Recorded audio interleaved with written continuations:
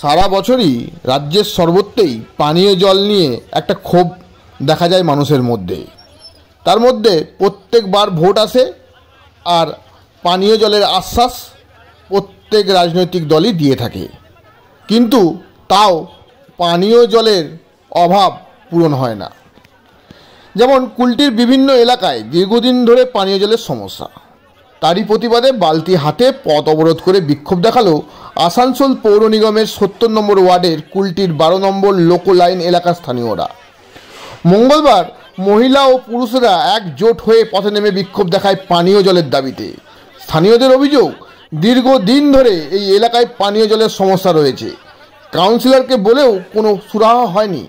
তাদের আরও অভিযোগ, স্থানীয় তৃণমূল কাউন্সিলর বলছেন এই এলাকায় ভোট পায়নি বলে জল দেব না, তাই এদিন পথ অবরোধ করে বিক্ষোভ দেখানো হয়। খবর পেয়ে ঘটনাস্থলে কুলটি থানার পুলিশ এবং স্থানীয় কাউন্সিলর পৌঁছান, যদিও ভোট পায়নি বলে জল দেওয়ার অভিযোগ অস্বীকার করেছেন স্থানীয় কাউন্সিলর। এই নিয়ে আমরা শুনে নেব স্থানীয় বাসিন্দারা কি বললেন স্থানীয় কাউন্সিলর কি বললেন কুলটির বিধায়ক অজয় পোদ্দার, আর কি বললেন শুনে নেব মেয়র বিধান উপাধ্যায়ের মুখ থেকে। গ্রামাঞ্চল শিল্পাঞ্চলের খবর, ব্যুরো রিপোর্ট। স্যার কি আমাদের গোটা পাড়াতে পানি নিয়ে মানে খুব অসুবিধা। আমাদের লেডিসগুলো গিয়েছে ওখানে বলছে কি বলছে কি আমরা জল মানে আমাকে ওখানে ভোট পাই না, আমরা জল দিতে পারবো না। তারপরে যত ঘর আছে কারো কাছে 3000 টাকা করে, কারো কাছে 500 টাকা করে এমনি পয়সা নিয়েছে, কারো ঘরে কল নাই। তো হ্যাঁ পাই, আজ মোটামুটি 6 মাস থেকে জল ওরা পাচ্ছে না। দিনভর আমরা কাজ করব না, ওখান থেকে জল আনতে যাব, ওখান থেকে জল আনতে যাব, আমরা কি করব বলুন। এটা হচ্ছে স্যার আমাদের এটা আছে 70 নম্বর ওয়ার্ড, 66 নম্বর ওয়ার্ড, 64 নম্বর ওয়ার্ড, 71 সব ওয়ার্ডে স্যার এমনি জমেলা। এটা এলাকাটার নাম আছে 12 নম্বর লোকো লাইন, ওয়ার্ড নম্বর 70। আর কোন কোন জায়গা হ্যাঁ স্যার? কেন্দুয়া বাজার 12 নম্বর কোন জায়গায় সমস্যাটা রয়েছে স্যার? বললাম তো স্যার আপনাকে 64 নম্বর ওয়ার্ড। এলাকার নামটা আমাদের বলতড়িয়া আছে, তারপর আছে আপনার এই জনপুরা আছে, রুকে না এটা পরিচিত, তারপরে রাঁচিগ্রাম। চারদিকে স্যার জলের সমস্যা আছে, জানা দিয়েছে, তাই তো আমরা এখানে বলছি, কোনো কথা শুনছে না। আপনারা চাইছি কি এখানে আমাকে জল দেয় আর কি। আমার নাম বাবলু শাহ। চলে আসছে দিদি ভাই ভোট দিন, দিদি ভাই ভোট দিন, তাহলে কেরাম লাগে বলুন আপনি। আর 4 মাস ধরে জল পাচ্ছি না, ছেলে পুলে নিয়ে কোথায় যায়? এই তো 12 নম্বর, খালি 12 নম্বর, 70 নম্বর। হ্যাঁ সব জানিয়েছি, কিছু বলছে না কাউন্সিলর। বলো আমি কি করবো? আমি নিজে কষ্ট থাকছি, আমি তোমাদের কেদা থেকে জল দেবো বলুন? এখনো পর্যন্ত কোনো সই করেনি, তাহলে কি করবো বলুন আপনি দাদা? এই ছেলে পুলে নাতি পোতাকে নিয়ে কোথায় যাবো আপনি বলুন? একদম জল আসছে না। আমাদের যে কল খোলা ছিল সেটাকে বন্ধ করে দিয়েছে। কারা বন্ধ করলে? হ্যাঁ কারা বন্ধ করেছে? কি কাউন্সিলররা করেছে, নেতারা করেছে, আর কে করবে? তাহলে আপনাদের অনেকটাই অসুবিধার মধ্যে, অনেক আর 4 মাস ধরে কষ্ট করছি, না রান্না করতে পারছি না, খেতে পাচ্ছি আমরা। আর এই নাতি পোতাগুলোকে নিয়ে বসেছি, কি বলবো? নাতি পোতাকে নিয়ে বসে আছি, কি করবো? আমার নাম শর্মিলা ঠাকুর। ও এলাকাতে ম্যাক্সিমাম কর্পোরেশনেরই কানেকশন, অনেক লোক 3000 টাকা দিয়েছে, এখন অবধি জল পায়নি। এই গরমের সময় হঠাৎ গরমের টেম্পারেচারটা হঠাৎ বেড়ে গেছে, যেভাবে এপ্রিল মাসে কি মে মাসে হয় সেটা 2 দিন আগে সেরকম অবস্থা ছিল। এই গরমকালে যদি জল না পায় তার মানে তো আমি তাদের জন্য রক্ত দিতে রাজি আছি, মাঠে নেমে যা করতে হবে সে তাই করব, কিন্তু কর্পোরেশন বাধ্য আছে জল দিতে, জলের ব্যবস্থা করতে হবে। ইসকো লাইনটাও তো কেটেছে, এই ব্যাপারে আপনারা কিছু কথা বলবেন? ইসকো লাইন কাটে নাই, ইসকো জল তুলতে পারছে না নদী থেকে।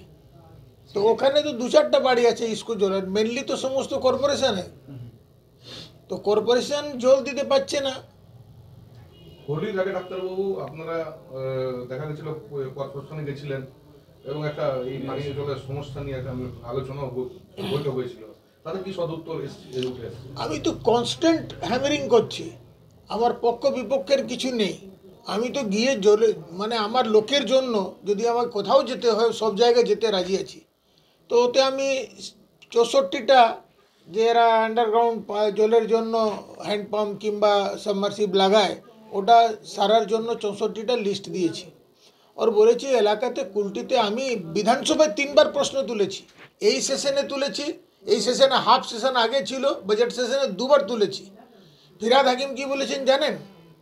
আমি বললাম আমার বিকাল হলেই লাইট নেই, রোড নেই, কিচ্ছু নেই, জঙ্গল আছে আর জলের ব্যবস্থা তো একবারে শেষ।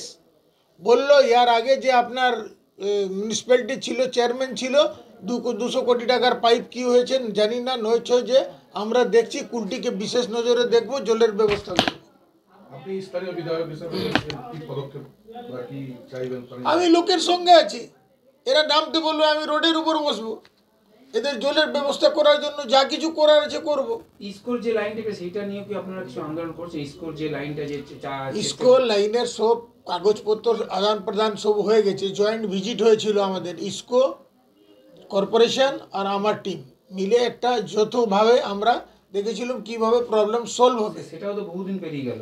বহুদিন পেরিয়ে গেল, তারা একটা চিঠি পিঠি দিয়েছে, কি করেছে। আজকে আমি ডিআইসির সঙ্গে কথা বলবো আর আজকেই মিনিস্ট্রিতে কথা বলে আমি যে হয় ইমিডিয়েট এর ব্যবস্থাটা করব। কেন গরমকালে তো এইভাবে চলতে পারে না। মানে পানি জলের সমস্যা সমাধানের বিষয়ে আপনি উচ্চতর আমি তো লেগে আছি কনস্ট্যান্ট। আর এই যে আজকে খবর পেয়েছি এটা ওয়ার লেভেলে 2-3 দিনের মধ্যে দরকার হলে দিল্লি গিয়ে আমি ব্যবস্থা করব, কিন্তু আমি ছাড়বো না।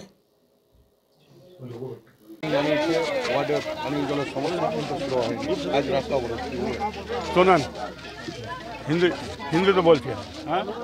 जब से यहाँ पर ये लोग सारा हमारा सेल पर डिपेंड रहा, सेल जब पानी देना बंद किया आउट एरिया में, इसीलिए तकलीफ ज़्यादा बढ़ गया। और ख़ास करके हमारा जो कॉरपोरेशन है वो लाइन बिछाया है लेकिन पानी नहीं आ रहा है। और इसके लिए हम लोग कॉरपोरेशन को बोले थे कि यहाँ पर एक रिजर्वर बनाया जाए, तो हमारा रिजर्वर यहाँ पर सेंक्शन हो गया है। केंदुआ बाज़ार में एक रिजर्वर बनेगा, जब तक रिजर्वर बन नहीं रहा है आदमी को पानी का पूर्ति नहीं हो पाएगा। रिजर्वर हमारा सेंक्शन हो गया है, प्रोसेस में है, कलकत्ता गया है प्रोसेस में, इसके बाद में आके यहाँ पर काम लगेगा।